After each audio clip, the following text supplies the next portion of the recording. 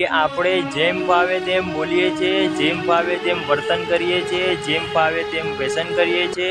હે માતાજી મિત્રો, રામ માળી રામ।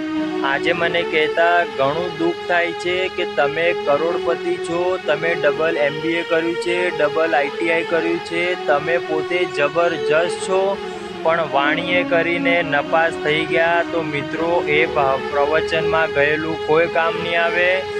આજે મારે તમને જણાવવું છે કે આપણે જે વાણીથી નાપાસ થઈએ છીએ તો આવું કેમ કરીએ છીએ।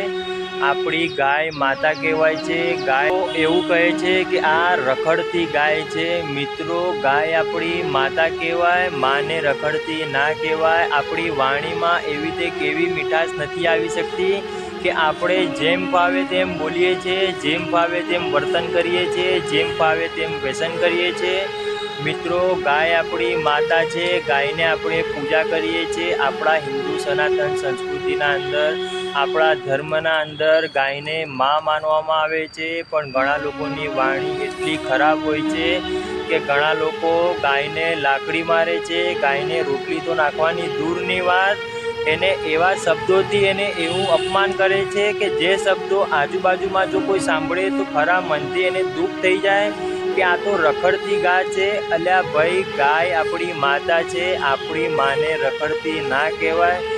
તો મિત્રો, આજે 21મી સદીના અંદર આપણે જીવીએ છીએ। આપણે ટેકનોલોજીનો એટલો વિકાસ કર્યો છે, પણ આપણા મગજનો વિકાસ નથી થતો। આપણા મગજનો વિકાસ ખુખાર મેરડી જેવા સાનિધ્યના અંદર જવાથી જ થશે। આપણા મગજનો વિચાર રામવાળી મેરડીનું પ્રવચન સાંભળવાથી જ થશે। આપણા મગજનો વિચાર ધાર્મિક કાર્યક્રમમાં જોડાવાથી જ થશે।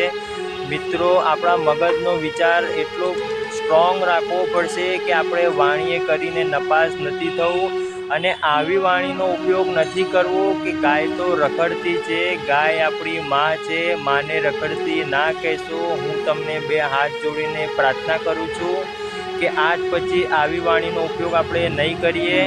જ્યારે પણ ગાય આપણા ઘરના આંગણે આવે છે ત્યારે આપણે એને રોટલી નાખીએ છીએ। અલ્યા ભાઈ, રોટલી આપણા ઘરના અંદર ના હોય તો કાંઈ વાંધો નહીં, એને પગે લાગશો તો પણ તમને પુણ્ય મળશે।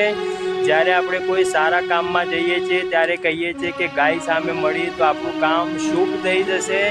તો એવા શુભ કામ માટે આપણે જે ગાય માતાને માં કહીએ છીએ એ ગાયને રખડતી ગાય નહીં કહેવાય। મિત્રો, આજ પછી તમે પણ સમજી ગયા હશો કે આપણે આપણી માને જ રખડતી કહીએ છીએ, તો એવા વાણીનો ઉપયોગ નહીં કરવો। અને માતાજીને કોઈ વસ્તુ ખોટું લાગે એવું કામ પણ નથી કરવું। આપણે 2 ટાઈમ સવાર સાંજ પૂજાપાઠ કરવું છે, ભગવાનના અંદર લીન રહેવું છે, ભગવાનને ખરા મનથી પ્રાર્થના કરવી છે કે હે માળી, તું જ અમારા જીવનના અંદર તારણહાર છે, તું જ કરતારતા છે, તારે તો પણ તું અને મારે તો પણ તું। આવા મનથી જો પ્રાર્થના નીકળે તો મિત્રો, દુનિયાના સાનિધ્યમાં જાઓ ના જાઓ તો પણ તમારું કામ થઈ શકે છે।